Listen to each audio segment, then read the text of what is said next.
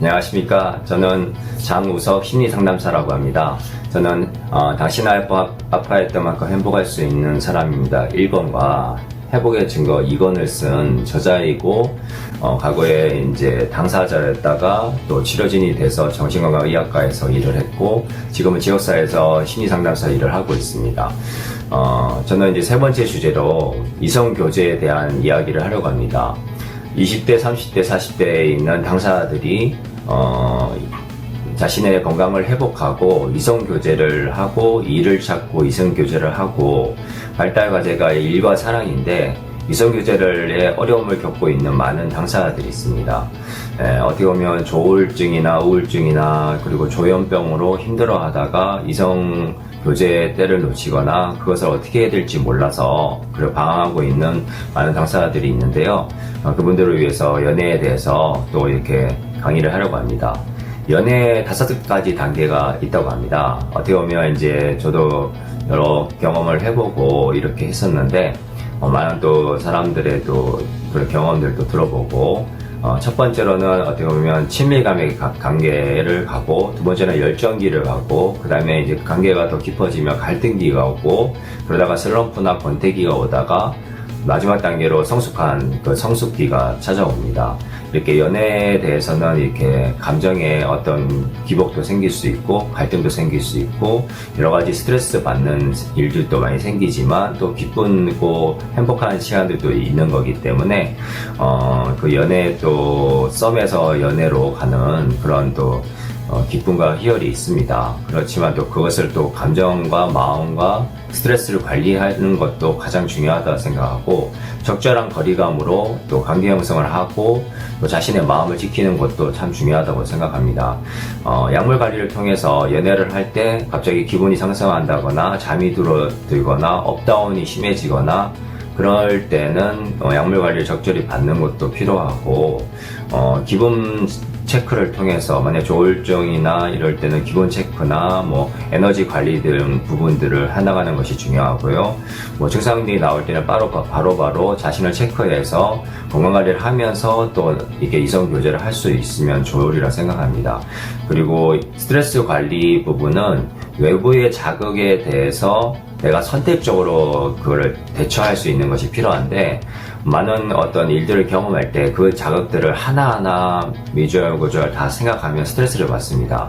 만약에 연인이 뭐 연락이 잘 안 되거나 그리고 뭐 싸웠는데 기분이 나빠서 마음이 힘들 때 폭탄 문자를 보내시는 분들이 있어요. 이제 그렇게 이제 집착을 하고 마음을 쓰게 되면 뇌 에너지가 방전이 됩니다. 그래서 이제 적절한 거리감을 통해서 이제 자신의 감정을 컨트롤할 수 있는 법을 배워야 되고요. 자극에 대해서 모든 것을 반응할 필요 없이 선택적으로 자기가 선택할 수 있는 권한이 우리에게 있다. 뭐 이런 그 얘기를 할 수 있습니다. 그래서 휴식과 소통을 통해서 기분 전환을 하고 만약에 연인이 관계가 뭔가 잘 이루어지지 않으면 자신한테 집중을 해서 자기가 할 수 있고 좋아하는 일을 찾아서 하다 보면 마음의 여유가 생겨서 또 그 에너지를 선순환할 수 있는 방법이 있거든요. 그래서 만남의 횟수나 어떤 시간과 주기에 대해서 조절하는 것도 필요합니다. 남성성과 여성성에 대한 건강한 상을 갖는 거. 어떻게 보면 이제 어릴 때 상처나 또 기질적인 영향으로 인해서 남성성과 여성성이 이렇게 삐뚤어지거나 아니면 왜곡될 경우도 종종 있거든요. 그래서 건강하고 먼저 내 자신에 대해서 건강을 찾아가면 좋은 여자친구나 또 배우자를 만날 수가 있습니다. 내가 건강하면 거기에 맞는 사람들을 끌어당기기 때문에 유유상종이라는 말이 있죠. 그래서 연인을 만날 때는 내가 정말 나는 나로서 충분하고 한 송이 꽃과 같이 아름답다 이런 말들이 있잖아요. 인간은 귀하고 소중하기 때문에 자신의 존재를 먼저 아끼면 남도 그렇게 아낄 수 있고 사랑할 수 있습니다. 사랑의 성질은 어떻게 보면 흘려보내는 성질이기 때문에 내 마음속에 사랑이 쳤을 때 그것을 흘려보내는 거. 자기를 먼저 사랑한 후에 이성에 대한 사랑과 이해가 생기게 됩니다. 그리고 나 자신을 이해하고 사랑하는 만큼 남을 이해하고 사랑할 수 있기 때문에 사랑의 크기도 그렇게 하면 커지게 됩니다. 그래서 이제 다른 사람들을 남을 사랑하고 이성교제를 할 수가 있는 거죠.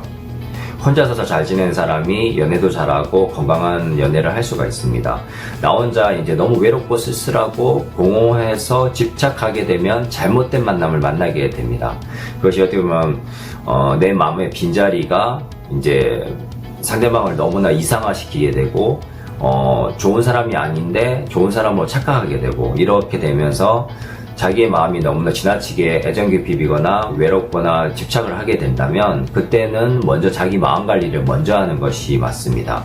자기 마음이 먼저 채워지면 그 다음에 좋은 이성을 보는 눈이 생깁니다. 먼저 내가 좋은 사람이 돼야지 좋은 사람을 만날 수 있다, 이런 얘기가 있잖아요.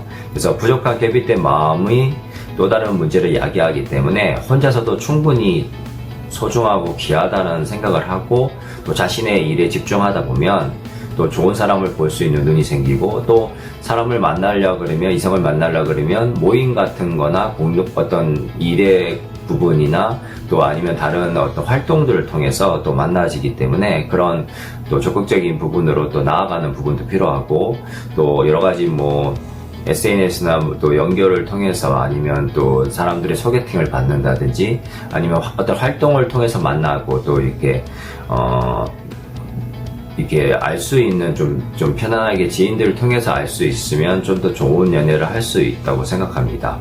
그래서 건강한 연애나 결혼을 할 수가 있는데, 열등감의 보상이거나 상처의 왜곡으로 인해서 연약한 자아상으로 잘못된 만남을 만나는 것을 피해야 됩니다.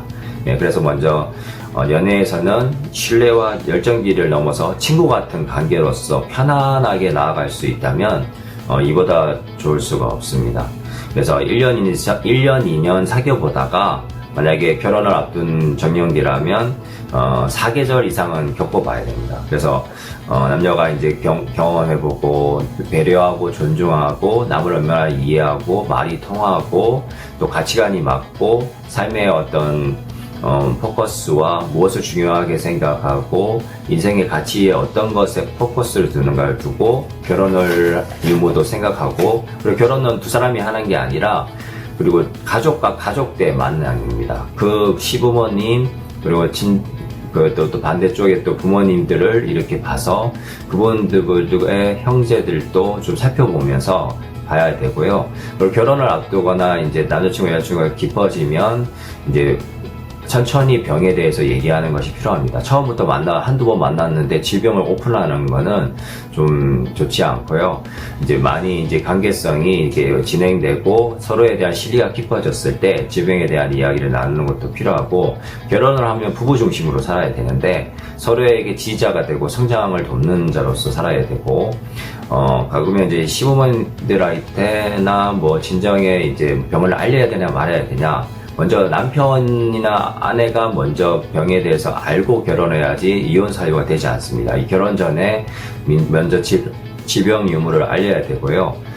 장사장은 일단 자기 관리를 잘 하고 있고 건강 관리를 잘하면 좋은 배우자도 만날 수 있고 소통을 할 수 있습니다. 그래서 부부 중심으로 잘 맞춰 살면 시부모님한테 얘기하거나 친정에 이렇게 지지를 받거나 이런 것들을 더 잘할 수 있고, 만약에 이해가 할 수 없는 상황이라 그러면 두 부부 중심으로 생활을 하는 것이 도움이 됩니다. 그리고 위기 상황이나 대처들을 해서 적절히 상담을 받고 많은 공동체를 연결해서 지지를 받고, 또 종교단체나 아니면 일반 단체를 통해서 지지받는 사람들, 또 가족의 소통 같은 것들을 해놓는다면 어떻게 보면 연애나 사랑과 결혼에 대해서도 좋은 방향으로 갈 수 있을 거라고 생각합니다. 상담을 원하시면 정우석 심리상담사에게 상담 문의를 하시면 되고, 좋은의 마음 약국에 여기 응원해 주시고 또 많은 부분들 격려해 주시기 바랍니다. 감사합니다.